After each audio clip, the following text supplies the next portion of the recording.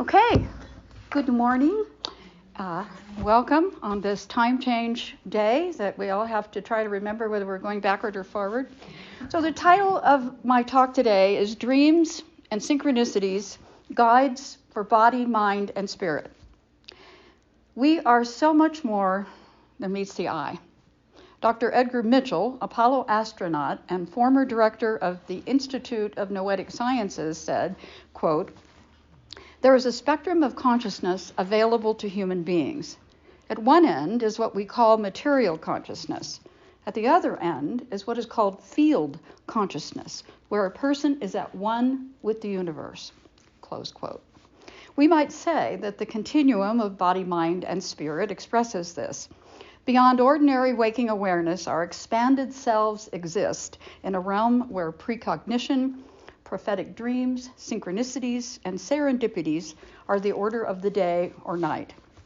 Have you ever had an experience of synchronicity so powerful you can recall it in all of its intensity? Those luminous moments break through our ordinary awareness and remind us of our connection to the larger universe. Dr. Deepak Chopra tells us that an event seen only as a coincidence rather than a moment of profound grace loses the opportunity for transformation. So I'm going to read you a quote from my book, Shameless Self-Promotion. Carl Jung says, synchronicity reveals the meaningful connection between the subjective and objective world. And this is a quote from his book, Synchronicity, by the same title. My example concerns a young woman patient who, in spite of efforts made on both sides, proved to be psychologically inaccessible. The difficulty lay in the fact that she always knew better about everything. Her excellent education had provided her with a weapon ideally suited to this purpose, namely, a highly polished Cartesian rationalism with an impeccably geometrical idea of reality. That's quite a sentence.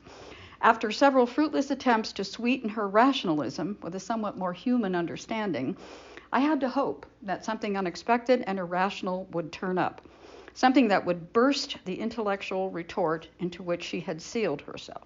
Be thinking about your black raven.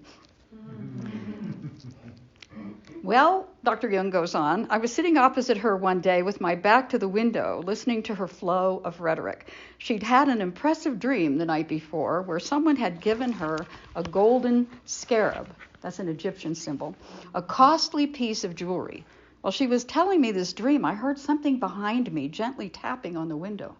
I turned around and saw a fairly large flying insect knocking against the window pane in an attempt to get inside. This seemed very strange. I opened the window immediately and caught the insect in the air as it flew in.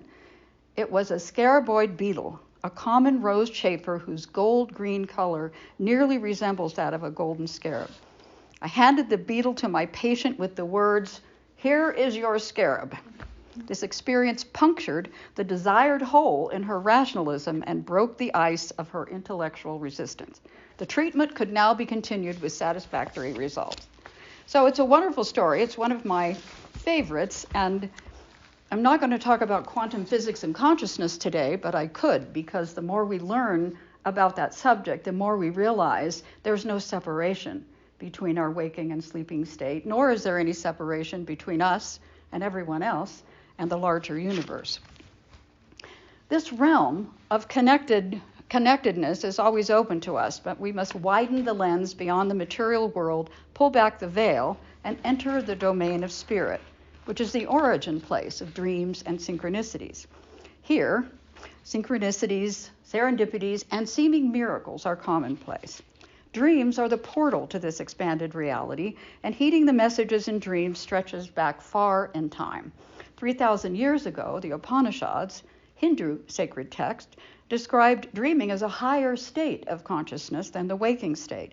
Indigenous shamans around the world consider dreams to be important messages from the spirit world. These native healers and teachers interpret dream symbols, clarifying and illuminating the spiritual lives of their communities with wisdom that goes back many thousands of years. Dreams matter at every level of our body, mind, and spirit, from the most ancient wisdom traditions to the frontiers of research in medicine and quantum physics, testimony supports the importance of dreams in health, emotional well-being, guidance, and spiritual growth.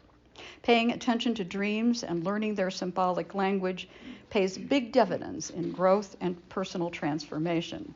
In terms of our bodies, our physical health and wellness, sleep is a dynamic and complex process that science is just beginning to understand. We spend roughly a third of our life asleep and 2 hours every night dreaming, whether we remember it or not. Research at the National Institute of Neurological Research has shown that quality sleep is as important as food and water, as sleep impacts several brain functions. Sleep removes toxins that build up in the body when we are awake, re-energizing the body's cells and supporting learning and memory. Sleep clears waste from the brain and affects all the tissues and organs, repairing tissues and growing bones. Research also shows that chronic lack of sleep increases the risk of high blood pressure, heart disease, diabetes, obesity, and depression. Sleep deprivation studies have shown how essential both sleep and dreaming are to our mental and emotional well-being. Research subjects who were awakened during dreams and were unable to continue processing developed anxiety, emotional upsets, and other temporary disorders in waking life. Matthew Walker, PhD, is a professor of psychology and neuroscience at the University of California, Berkeley, and he's director of the university's Center for Sleep Science. In his best-selling book, Why We Sleep, Unlocking the Power of Sleep and Dreams, Walker says, sleep is the single most effective thing we can do to rest our brain and recharge our physical health each day. And above all, he says, sleep and dreaming provides essential emotional first aid and is a unique form of informational alchemy. Love that sentence. Our minds, creativity, and inspiration. Numerous anecdotes relate how scientists looking for the answer to a problem, writers seeking a plot element, composers searching for the perfect chord, and artists questing for an image all claim to have received their answers in dreams. Albert Einstein claimed he received dream guidance when he was pondering a difficult mathematical equation. Physicist Niels Bohr saw the model for the atom in a dream. Physicist Dmitri Mendeleev was working with the 56 known elements at the time when he fell asleep after an exhausting day. He said, "I saw in a dream a table where all the elements fell into place as required. Awakening, I immediately wrote it down on a piece of paper." He named his discovery the periodic table of the elements, which we still use. Mary Shelley's famous Frankenstein character was also inspired by a dream, and director James Cameron reported that the title character in The Terminator was inspired by a dream he had under the influence of a soaring fever. Vincent van Gogh said, quote, "I dream of painting, and then I paint my dream," close quote. Author Robert Louis Stevenson received the idea for the strange case of Dr. Jekyll and Mr. Hyde in a dream, and poet Samuel Taylor Coleridge wrote his poem Kubla Khan word for word as remembered for a dream. As he recorded line 54, someone knocked on his door. He answered, and when he returned to his transcription, regrettably, the rest of the poem was lost to him, illustrating the importance of capturing dreams, fragments, synchronicities, those moments immediately upon waking, as they can be fleeting. And our spirit, intuition, and spiritual growth. In ancient times, people traveled to sacred places of power, healing temples, oracle centers, seeking answers. Supplicants were called or guided, motivated by some deeply felt need to undertake a long and sometimes very arduous journey to consult the oracle. At Delphi, on the slopes of Mount Parnassus in ancient Greece, where pilgrims sought the counsel of oracles, was perhaps the most famous site of that time. These pilgrimages were undertaken at considerable sacrifice and usually only once in a lifetime. People traveled great distances, enduring hardships we can only imagine, and with considerable investment of resources. They often prepared for years and were dedicated to getting the most from their journey. In ancient Egypt, priests also acted as dream interpreters at dream oracle centers. Dreams were considered to be divine messages that held predictions for the future. The word oracle is derived from the Latin word orare, which means to speak. In ancient times, an oracle could be a prophet or wise counselor through whom a certain deity was believed to speak. The ancient Egyptian Book of Dreams is the oldest known manual of dream interpretation and was a very valuable papyrus handed down as a legacy. Australian Aborigines refer to the dream time or the dreaming as a sacred state where the soul journeys in heavenly realms. Through concentration and breathing, Aboriginal shamans enter dream time at will. Perhaps that's what we should all be doing, performing consciously in this state while awake. In her book, Earth Medicine, Ancestors' Ways of Harmony for Many Moons, Jamie Sams, a member of the Wolf Clan Teaching Lodge, who has ancestors from Cherokee, Seneca, Choctaw, and Mohawk tribes, says, quote, "In ancient times, our people had dreamers who were honored members of the tribe because of their abilities of seeing. The dreamers could access the needs of the tribe and envision successful outcomes of the hunt, harvest, or journey. The clan mother, who is guardian of the dreamer, seers, and oracles, is called Looks Far Woman." I love that. Tibetans have a long tradition of working with symbolic dream messages. Tibetan Bon faith healers, who were ancient shamans, used dreams to read the relationship between spirits and humans and to diagnose diseases. Bon was the very early belief system of Tibet's indigenous people before Buddhism arrived from India. Independent female dream tellers served as court psychics. The practice of dream yoga has been used in Tibet since ancient times and is still considered an important aspect of medical analysis and mind training. Zhang Zhu, a Taoist seer, wondered, like Shakespeare, if all of life was but a dream. Ashurbanipal, an Assyrian king from the 7th century BC, considered dream elements to be like ciphers and symbols with meaning. So, through my research and the work of many others for very long periods of time, dreams and synchronicities can jumpstart our intuition. Symbols turn on the intuition and psychic abilities and invite waking synchronicities. When we are in this zone, life takes on a different quality, and communication between the conscious and unconscious aspects of our psyche flow more easily. Dreams and synchronicities can open doors to higher wisdom. We each have our own genie, a personal guide like the one in Aladdin's lamp, waiting to perform symbol magic. Our genie is an aspect of our own consciousness that speaks to us in the language of symbols, the voice of our soul, our higher self.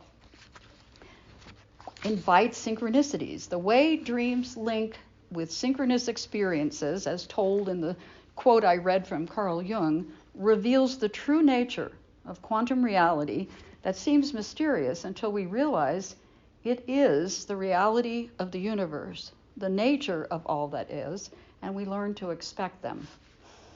Release blocks and self-defeating patterns. Dream symbols act like magic mirrors, reflecting where we need to change and offering encouragement when we doubt and lose faith. Courage is sometimes required, but if we are honest and willing, personal transformation will be the result. Dreams and synchronicities can enhance our creativity, tuning our creative spirits and guidance through dreams to receive amazing inspiration. Great art and inventions have been created in this way.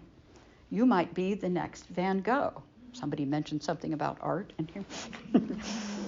Creating your own oracle temple. Bring ancient wisdom and a healing temple right into your own home with the instructions that are included at the second to the final chapter in my book. So most people tell me they don't remember their dreams, and it's really not a surprise. So science says we all dream 2 hours every night. So remembering all that content would be a burden, because that's 60 hours a month. I find that most people recall maybe 1 or 2 dreams over the course of a month, maybe only even dream fragments. Synchronicities are more rare and therefore feel more powerful. My own journey in writing this book was profoundly supported by dreams and remarkable synchronicities. One amazing dream revealed a powerful and practical 7 steps in dream work process for working with both dreams and synchronicities. The main dream symbol was a series of 7 stone steps. And when I woke and worked with the dream, I realized that the stone steps represented the process that had been unfolding as I wrote the book. The dream is interpreted fully in the book using the process exactly as it was revealed. And as I interpreted the dream, the guidance was both humbling and empowering. The process has 7 steps that are divided into 3 sections: record, reflect, and resolve, and can be used both with dreams as well as waking synchronicities or things that happen that you have a strong visual for. In section 1, record, the first time, just get everything down that you can remember. In your case, it would be the scene of the raven and Shayla showing up, the size of the raven, and so on, anything that you can remember. In step 2, then, from whatever you can remember, identify the symbols: raven, Shayla, size, and using a highlighter or the highlighting function on your computer, identify the symbols. I like to think of the symbols like nouns, the people, places, and things that stand out as images you recall. Sometimes it might be a color, and sometimes it's weather. Step 3, give the dream a title. It's a really powerful way to concentrate on the strongest symbol, scene, or idea. And again, using Bruce's dream, it might be Black Raven looks at me, just something. And then step 4, find an image or draw something that represents the most significant person or object in the dream and is a visual representation of the title. Here again, it would probably be the raven. I love finding a picture or something on the internet, but you can make your own sketch, or you may have a photograph that has relevance or a similar feeling. And I have found, as have others working with this process, that brings that primary message and symbol front and center. Section 2 I call reflect. So that brings us to step 5, which I call current conditions. So if we're dreaming that much every night, what science is telling us, and people who work with dreams, is that probably 98%, maybe 99% of all of that processing over the night is merely moving to long-term storage what happened yesterday. What remains, what's left in the strainer, if you will, or a dream that we recall, is something that our psyche is saying, you made the same mistake yesterday that you've made every time you faced a decision like this. How did you handle it? And the psyche is holding up the mirror in a way to say, you've got spinach in your teeth. Or you've just gone on to the rumble strips on the highway and you need to be brought back in equilibrium. So did you make the same poor choice? Did you eat that extra bowl of ice cream before you went to bed? Did you have an argument with your spouse? Did your boss give you a bad review? Or, contrasting, were you getting encouragement from your dream that you have done something helping you to overcome a self-defeating pattern? I organize dreams into 3 ways. Feedback dreams, which are the spinach in your teeth kind. Encouragement dreams, when we've done something right and we need to get a pat on the back, or big dreams, which most of us only have a few over the course of our lifetime. So, step 6, I call the core issue. After the left brain work of getting it all down in a journal or on your computer, identifying the symbols and coming up with a title, I make a list and reflect on what they might mean. The important thing to ask is to identify what might be a core issue, the core issue in your life that the dream symbols or the power of a synchronicity is trying to reveal. We all have some pattern that we know we repeat, and we tend to habitually make the same choice over and over. Part of us knows it's not good for us. Part of us knows it's self-defeating, but somehow we just keep on autopilot. So that's what growth and spiritual progress are all about. Some people have issues of unworthiness, feeling unlovable, or some other different sense of inadequacy. Others may need to learn humility or compassion, how to heal anger, or how to learn to forgive. Our psyche is tailor-made for us alone. It's our own internal therapist and guide who only wants the best, and the wisdom comes from the level of our soul. So section 3, step 7, I call resolve. After the analysis and reflecting, if you had an insight as a result of this work, decide and commit to make some small change. A minor course correction, even if it seems like a tiny thing, can lead to healing a pattern that is not helping you. And I remember reading once, I didn't look it up, that if you're in a cruise ship, even being off course by like a degree, if you just keep going that way, you'll end up far away from where you intended to go. That would be the negative side. On the positive side, it could be a healthier destination. So those are the 7 steps in brief, and next Saturday here from 1 to 4, I'm going to do a workshop to go in great detail over all of this. We'll interpret dreams, some of yours if you have them, and really take the process for a test drive. If you are an experienced dream worker, the feedback I've received both from readers of the book and people in workshops is the process, 7 steps in dream work, is taking their work to a deeper level. They report that their beliefs and feelings about working with dreams has changed and become more important, thereby deepening their spiritual path. This is the best feedback that an author or teacher could receive. Dreams and synchronicities are powerful tools, offering priceless keys to open doors of awareness that usually remain closed. The symbols that come in dreams or waking synchronicities are tools for a more conscious and abundant life, waiting to act as messengers and guides. Like any tool, it takes a bit of practice to work skillfully, but with intention and commitment, anyone can learn. When we learn to view our dreams and synchronicities as our own personal oracles, the guidance we receive can be profound. We must put ourselves in an appropriate frame of mind that includes maintaining a positive attitude with the expectation that we will receive the guidance we need.